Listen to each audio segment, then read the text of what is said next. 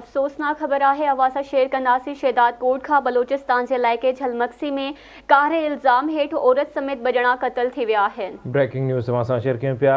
झलमक्सी में कार इल्ज़ाम हेठि औरत समेत बजणा मारिजी विया आहिनि। जवाबदार फायरिंग करे माई कूंजा ऐं मोहम्मद सालेह जोए खे क़तल करे छॾियो आहे। लाश गंदाख्वा अस्पताल मुंतकिल कयो वियो आहे। हिकु भेरो ॿीहर ब्रेकिंग न्यूज़ आहे तव्हां शेयर कयूं पिया।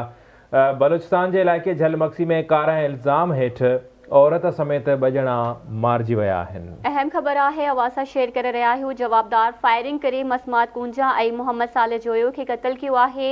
लाश गंदावा अस्पताल मुंतकिल कियो वियो आहे। अवा खे अपडेट ॾेई रहिया आहियूं। क़तल जे वाक़े जो केस दाख़िल न थी सघियो आहे ऐं नई का कार्रवाई अमल में अची सघी आहे। हिकु भेरो ॿीहर ब्रेकिंग न्यूज़ तव्हां शेयर कयूं पिया। क़तल जे वाक़े जो केस दाख़िल न थी सघियो आहे। नई वरी का गिरफ़्तारी अमल में अची सघी आहे। अवां खे आगाह कयूं पिया। बलूचिस्तान जे इलाइक़े झलमक्सी में कार इल्ज़ाम हेठि औरत समेत बजणा मारिजी विया आहिनि। जवाबदार फायरिंग करे माई कूंजा ऐं मोहम्मद सालेह जोए खे क़तल करे छॾियो आहे।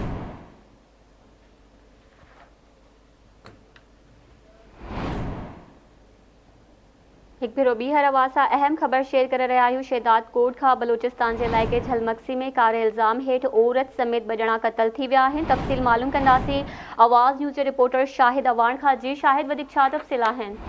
जी नाज़रीन, असां कोशिशि कंदासीं इन हवाले सां अव्हांखे आगाह करे सघूं। ब्रेकिंग न्यूज़ आहे तव्हां सां शेयर कयूं पिया।